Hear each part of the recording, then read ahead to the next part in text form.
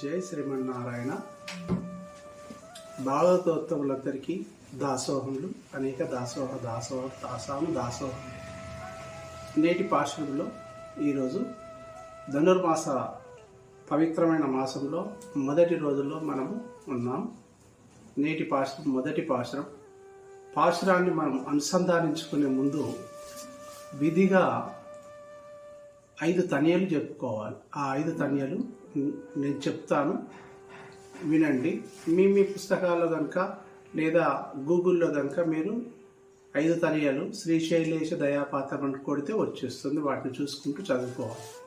శ్రీశైలేశ దయాపాత్రం దీభక్త్యాది గుణార్ణవం యతేంద్రం ప్రవణం వందే రమ్యజా మాతరం మునిం లక్ష్మీనాథ సమారంభాం నాథయామున మధ్యమాం అస్మదాచార్య పర్యంతాం వందే గురు పరంపరాం యో నిత్యమచ్యుత పాదాంబుజయుగ్మరుక్మా వ్యామోహితస్తతుర్నాయమేనే అస్మద్గురోద్భగవతోస్య దయైక సింధో రామానుజస్య చరణౌ శరణం ప్రపద్యే.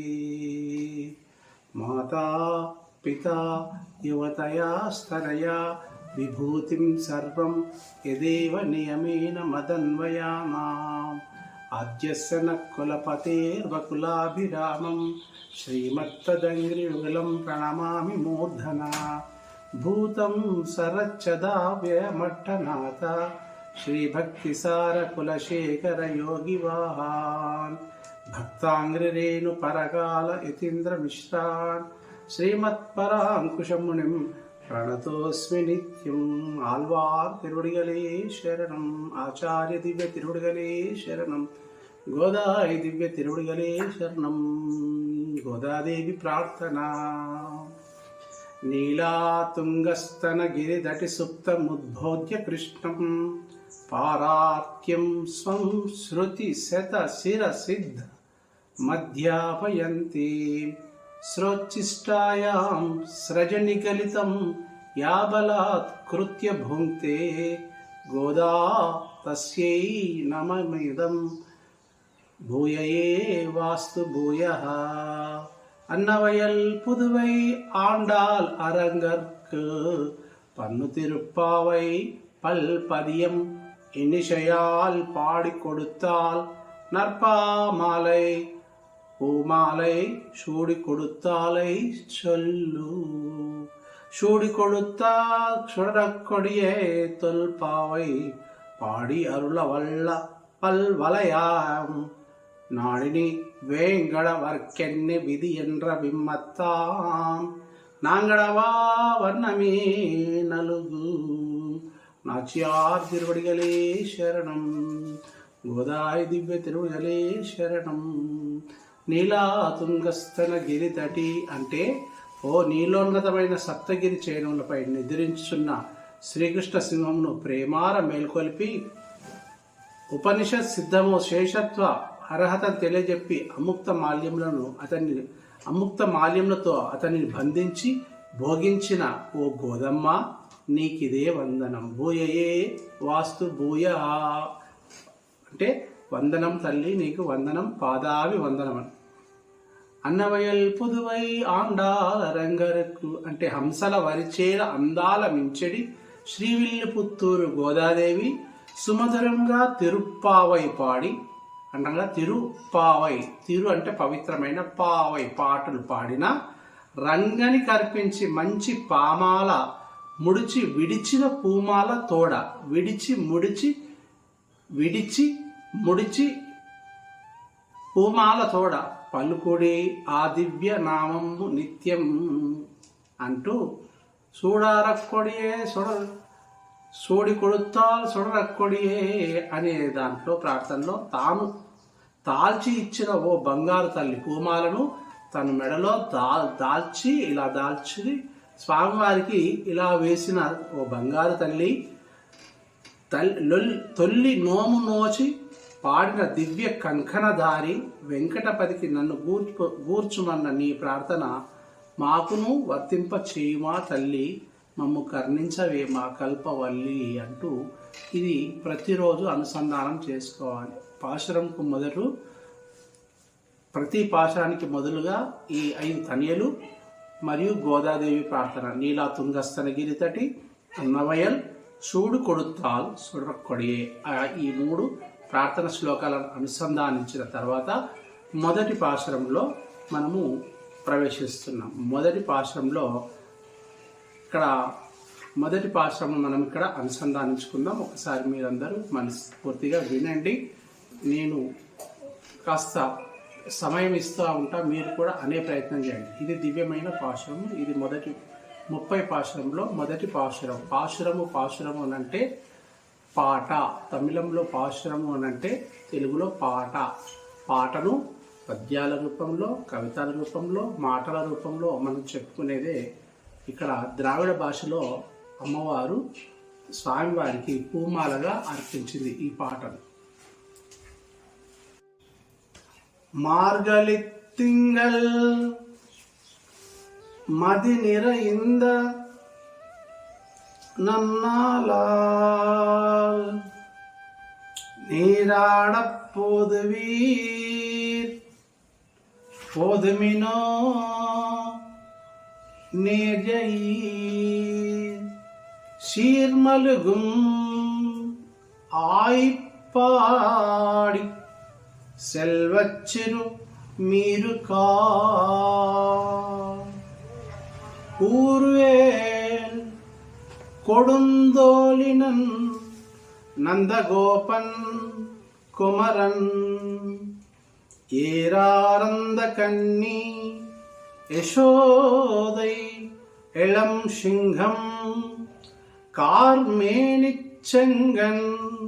கதிர் மதியம்போல் முகத்தான் நாராயணனே நமக்கே பறை தருவான் பாரோர் புகழப்படிந்தே ஏ லோரெம்பாவாய். మార్గలి తింగల్ మది నిరయింద నన్నాలాల్. మార్గశిర మాసాన మంచి వెన్నెల రోజున నీరాడ పోదువి. నీరాడడం అంటే నీరాటం అంటే స్నానం చేద్దాం రండి అని ఓ రమణులారా అని మన గోదమ్మ తల్లి తన చెలికత్తలతో అని పిలుస్తుంది. ఎలా? నీరాడ పోదువినో నేర్జయీర్ చీర్మలుగు ఆయిప్పాడి శ్రీలు పొంగెడి వేపల్లె పడుచులారా, దివ్యాభరణములు దాల్చిన మేల్బంతులారా అని కూర్వేల్ కొడుందోలిన నందగోపన్ కుమరన్ వాడివేలమును తోడిగాచు నందగోప సుతుడు కారుమే ఏరానంద కన్ని యశోదై ఎలం సింహం. ఆ యశోద పుట్టిన సింహం, చిన్న సింహ కిషోరం ఎవరు? మన చిన్ని కృష్ణయ్య. సుందరలోచనుని యశోద కిషోర సింహమైన కారుమేని చెంగన్ కదిర్ మద్యంబోల్ ముగత్తాన్. సూర్యచంద్రుల నుంచి శ్యామ సుందరుడు మన శ్రీకృష్ణుల వారు. నారాయణని నమక్కి. నారాయణుడే మనకు, ఎవరో కాదు, నరులను రక్షించువాడు నా శ్రీమన్నారాయణుడే కాబట్టి నారాయణని నమక్కి పరై తరువాన్. పరై అంటే ఒక వాయిద్యాన్ని ఇస్తా అన్నాడు. మనము కాత్యాయని వ్రతం ఆ రోజు శ్రీకృష్ణుణ్ణి చేరడానికి వేపల్లెలోని గోపికలు ఎంతో తహతలాడితే ఆ గోపికల తల్లిదండ్రులందరూ ఈ అబ్బాయితో తిరుగుతున్నాడని తల్లిదండ్రులు అమ్మాయిలందరినీ ఒక గదిలో బంధించేస్తే వారికి తల్లిదండ్రులు తెలియకుండా తన దివ్యమైన రూపంతో వారి గదిలో ప్రవేశించి మీరు నన్ను కలుసుకోవడానికి రావడానికి ప్రయత్నిస్తున్నారు కదా, సరే మీకు ఒక ఉపాయం చెప్తాను, నేను ఒక చెట్టు కింద ఉంటాను, అక్కడ మనం కాత్యాయని అమ్మవారి వ్రతం చేస్తే మీరు నన్ను పొందుతారు, ఆ వంకతో మీరు బయటకు రావచ్చు, అక్కడ మనము కాత్యాయని వ్రతం అన్న పేరుతో మీరు రండి అని చెప్పేస్తే ఆ కాత్యాయని వ్రతం చేయడానికి కోసమని తల్లిదండ్రులు వేడుకున్నారు ఆనాడు గోపికలు. ఆ గోపికలు అందరు కలిసి ఒక్కొక్క గోపికను లేపుకుంటూ అలా అందరు గోపికలను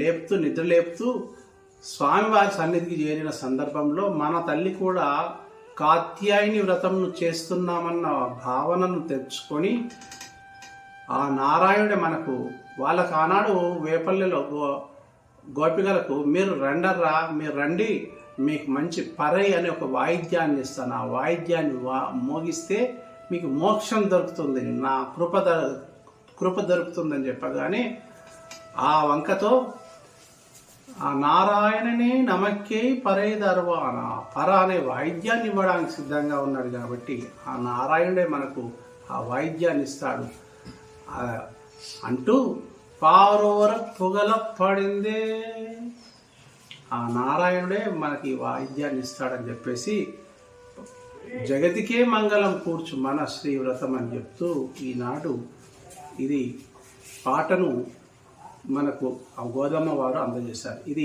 షణ్ముఖ ప్రియ రాగంలో ఉంటుంది.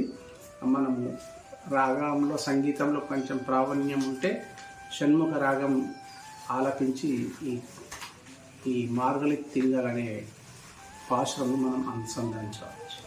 ఈ తొలి పాశ్రంలో ఇక్కడ గోదాదేవి అన్ని వ్రతాలలో వ్రతం చేసిన తర్వాత ఫలశ్రుతి ఉంటుంది. కానీ మన గోదాదేవి వ్రతంలో ముందే 5 పాశ్రములలో కేవలం 5 పాశ్రములలో ముందే రిజల్ట్ అనౌన్స్ చేసేసింది, ఫలశ్రుతి చెప్పేసింది. ఈ వ్రతం చేస్తే మనకి ఏం ఫలం కలుగుతుందో అందరు వ్రతం చేయించిన తర్వాత ఫలశ్రుతి. ఇప్పుడు విష్ణు సహస్రనామ పారాయణ చూడండి, ఫలశ్రుతి అని ఉంటుంది.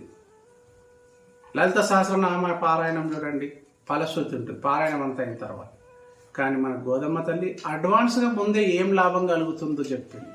ఇట్లా మనకు దగ్గరలో ఉండి ఏం ఫలశ్రుతి జరుగుతుంది, ఎప్పుడు ఈ వ్రతం చేయాలి అని గోపికలలో ఒక గోపిక అడిగితే అత్యంత ప్రీతికరమైన మాసము భగవంతుడికి శ్రీమన్నారాయణుడికి మార్గశీర్ష మాసం, ఆయనకిష్టమైన మాసం, ఆయనకిష్టమైన నక్షత్రం, ఆయనకిష్టమైన తిథి, ఇట్లా భగవంతునికి ఇష్టమైన కొన్ని ఉంటాయి అంశాలు.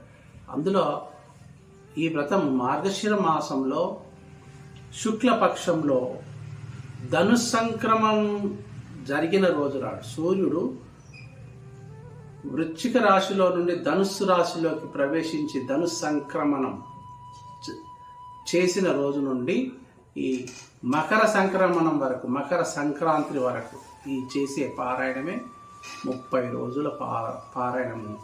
అందుకనే ఈ ధనుస్సంక్రమణం రోజునాడే ఈ వ్రతంను ఆరంభించాలి అని, ఇది 30 రోజులు కొనసాగించాలని అమ్మవారు సెలవిచ్చారు. ఎవరు చేయాలి ఈ వ్రతాన్ని, ఈ వ్రతం చేయడానికి ఎలిజిబిలిటీ ఏమిటి, ఎవరికి ఈ అర్హత ఉంది అని కొందరు అడుగుతుంటారు, సామాన్యులు అడుగుతుంటారు, సాఫ్ట్వేర్ ఇంజనీర్ పిల్లలు కూడా అడుగుతుంటారు, మనకు చేయడం వచ్చా, చేయడం ఈజీయా, ఇలా అడుగుతుంటే ఇది అందరూ చేయొచ్చు, అన్ని వేళలో చేయొచ్చు. ఇక్కడ ఎవరు చేయాలంటే మనసులో కోరిక ఉన్నవారందరూ ఈ వ్రతానికి ఎలిజిబిలిటీ. మనసులో మాకు చెప్పలేనన్ని కోరికలు ఉన్నాయండి, మరి ఏ కోరికతో చేయమంటారు, ఏ కోరికతో వ్రతం చేస్తే బాగుంటుంది అని అనుకున్నప్పుడు ఇక్కడ మీ మనసులో బలమైన ఒక సంకల్పం కావాలి, ఒక పని కావాలన్న కోరికతో ఉన్నవారు ఈ వ్రతంలో పాల్గొనవచ్చు. ఏం లేదండి దీనికి వ్రతంలో ఈ పాశురాలను చదువుకుంటే సరిపోతుంది. పాశురాలను చదువుకొని తనియ చదువుకొని గోదాదేవి తనియ చదువుకొని తీర్థం అవి తీసుకున్నా సరిపోతుంది. ఈ బెంగళూరులో, ఫారిన్లో, ఇతర దేశాల్లో ఇట్లా ఉండే వాళ్ళందరికీ సౌకర్యం కోసం వింటేనే చాలండి ధనుర్మాసం అని. ధనుర్మాసం అంటుంటే వింటేనే వాళ్ళకు చాలా పుణ్యం వస్తుంది, చదివినంత లాభం కలుగుతుంది. కాబట్టి కోరికున్న వారందరూ, వయసు ఏ వయసు అయినా, కులము ఏ కులమైనా, ఇంకా వర్గాలు ఏ వర్గాలైనా అందరు చేయొచ్చు. అందరూ చేస్తాం. ఇక్కడ ఏ విధంగా చేయాలి? మనస వాచ కర్మ త్రికరణ శుద్ధిగా ఈ వ్రతాన్ని పాటించాలి. ఎక్కడ చేయాలి ఈ వ్రతం? ఎక్కడ చేస్తే ఈ వ్రతం మనకు సఫలీకృతం అవుతుంది? ఊర్లలో, గుళ్ళలో, ఆలయాలలో, అలాగే బడులలో, గుండెలలో, గూడెంలలో ఈ వ్రతాన్ని చేయాలి. ఈ వ్రతంలో మనం ముందు చేయాల్సింది ఏంటి? స్నాన వ్రతం. అంటే స్నానం అంటే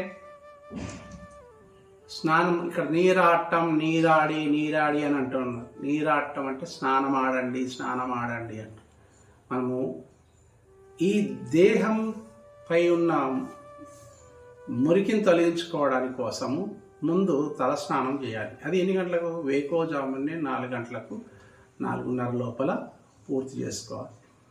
ఈ స్నానం బాహ్య శుచి కోసం చేసే స్నానం ఇదైతే, అంతఃశుచి కోసం చేసే స్నానం మార్గశీర్ష స్నానం అంటున్నారు.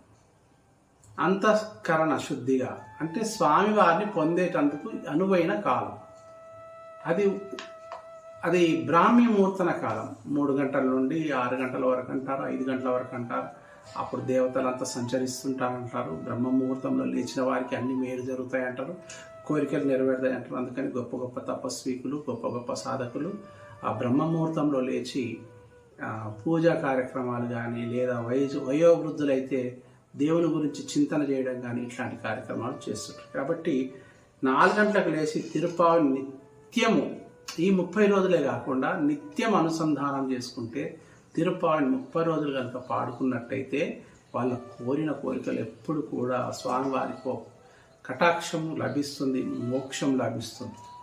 ఈ వ్రతంలో స్నానం అంటే అర్థం, ఇంకొక అర్థం ఏంటంటే, గోపికలందరూ ఒకరినొకరు కలుసుకొని, ఒకరినొకరు గుంపుతో వెళ్ళి స్వామివారి భవనంకు చేరి స్వామివారిని ప్రసన్నం చేసుకొని, స్వామివారి అనుగ్రహానికి పాత్రులై స్వామివారిలో ఐక్యమైపోవడం, లేదా స్వామివారి చేత మోక్షం పొందించడమే ఈ స్నాన వ్రతం, మార్గశీర్ష స్నాన వ్రతం అని. ఇది రెండవ అర్థం. ఎవరైనా కానీ ఒంటరిగా టెంపుల్కి వెళ్ళాలంటే ఎవరికీ ఇష్టం ఉండదు. తోడుగా ఎవరినైనా తీసుకెళ్దాం రండి అని అంటారు.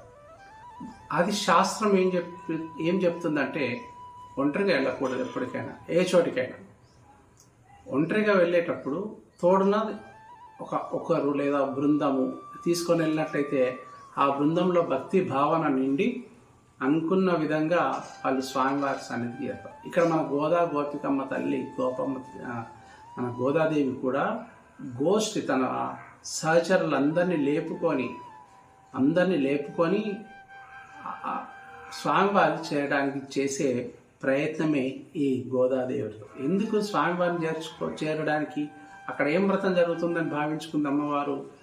కాత్యాయని వ్రతం ఆ రోజు చేసి వాళ్ళు ఫలశ్రుతి పొందారు, వాళ్ళు ఫలితం పొందారు, శ్రీకృష్ణుని పొందారు.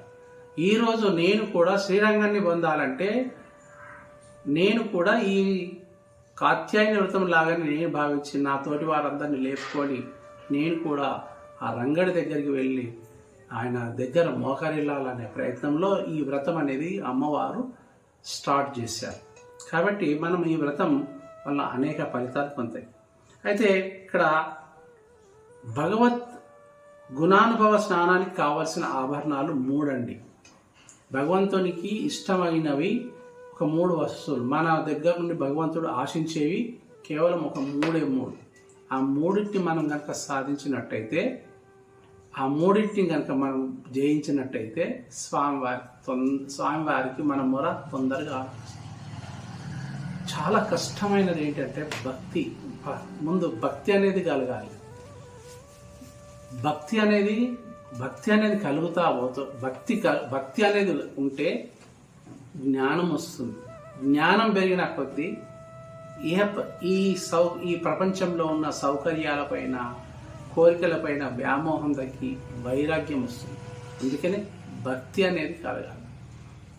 మనం ఎన్నో ఆలయాలకు వెళ్తాం, భక్తి అక్కడ ఆలయాలకు వెళ్ళిన తర్వాత భక్తితో మనము నమస్కారం చేసుకున్నప్పుడే మనకు జ్ఞానం అనేది కలుగుతుంది. జ్ఞానం కలిగిన తర్వాత బయటకు వచ్చిన తర్వాత లేదా మనం ఈ దినచర్యలో మన భాగంగా మనం చేసుకునే పనుల్లో కొంచెం వైరాగ్యంగా కొంచెం ఏముందిలే మనకేమో సరేలే ఏదో అని వైరాగ్యాన్ని మనం ప్రదర్శించినట్టయితే వైరాగ్యం ఆటోమేటిక్గా వచ్చినట్టయితే మనకు భగవంతుడి మీద ప్రీతి, భగవంతుడికి మన మీద ప్రీతి కలుగుతుంది. మనం భగవంతుడి గురించి మనము ఒక 5 నిమిషాలు ఆలోచిస్తే భగవంతుడు మన గురించి ఒక 50 నిమిషాలు ఆలోచన చేస్తాడు. ఇది సత్యం. ఇది మన పురాణ గాథల్లో, పౌరాణిక గాథల్లో, ఎన్నో గాథలలో ఉన్నది. ఇది ఎందుకంటే గజేంద్ర మోక్షంలో ఆ గజంను రక్షించిన వాడు శ్రీమన్నారాయణ. అలాగే ప్రహ్లాదుని బ్రోచిన వాడు శ్రీమన్నారాయణ. ఇలా అనేక రక్షించమని ద్రౌపదిని ఆర్తనాదాలతో రక్షించమని చేతులెత్తి మొక్కగానే ఆమె మాన ప్రాణాలు కాపాడినవాడు పరమాత్ముడే. కాబట్టి ఆ పరమాత్మని చేరడం ఎలా అని ఇక్కడ ఆ కృష్ణుని చేరడం ఎలా అని ఈ మార్గలి తింగల్ మదినిరైంద నన్నాలు అనే పాశురంలో అమ్మవారు సెలవిచ్చి అందరూ రండి, అందరూ దయచేసి అందరూ రండి, నేను ఒక్కదాన్ని వెళ్తే అక్కడ దేవుడు నన్ను యాక్సెప్ట్ చెయ్యడు కావచ్చు, నా కొరకు కాదు, ఈ లోకమంతా సుఖించినట్టు లోకమంతా క్షేమంగా ఉండేటట్టు నేను సంకల్పం చేసుకున్నాను. ఓ గోపికామణులారా, ఓ మహిళలారా, ఓ స్త్రీలారా, మీరందరూ కలిసి నా వ్రతంలో పాల్గొనండి అని ఆమె మేల్వంతులారా అంటూ చక్కని తీయటి మాటలు చెప్తూ పరవశింపజేస్తూ ఈ వ్రతంలో ముందుకు సాగుతూ అమ్మవారు పైగా ఈ వ్రతం మనం చేస్తుంటే పెద్దవాళ్ళు, మనకంటే పెద్దవాళ్ళు చూసి అరే పిల్లలు ఎంత చక్కగా వాళ్ళు ఆట ఆడుకున్నట్టు వ్రతం పూజ చేస్తున్నారు అని పైన మన దగ్గరున్న పెద్దవాళ్ళు కూడా ఆశీర్వచనాలు, మంగళాశాసనాలు చేస్తారు అంటూ లోకానికి కళ్యాణం చేకూర్చే వ్రతం ఇది.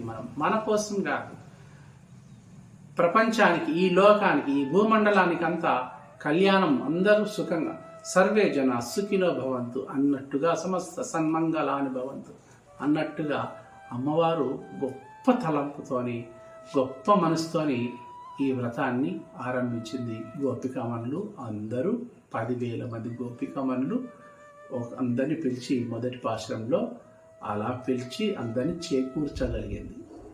ఈ పాశురంను విన్న, ఈ పాశురంను మనం ప్రతిరోజు అనుసంధానం చేసిన మనకు కలిగేది బాగా జ్ఞాపకం ఉంచుకోండి. భక్తి, జ్ఞానము, వైరాగ్యం. ఈ పాశురం ద్వారా మనకు ఇవి సులభంగా చేరుతాయి. భక్తి రావాలంటే మనం భగవంతుని ముందర ఉన్నా కానీ మన మనసు అక్కడ చిత్తం లేకపోతే భక్తి ఉన్నా, భక్తి అంతా శివుని భక్తి మనసు అక్కడ లేకపోతే, దేవుని పైన లేకపోతే భక్తి లేనట్టే.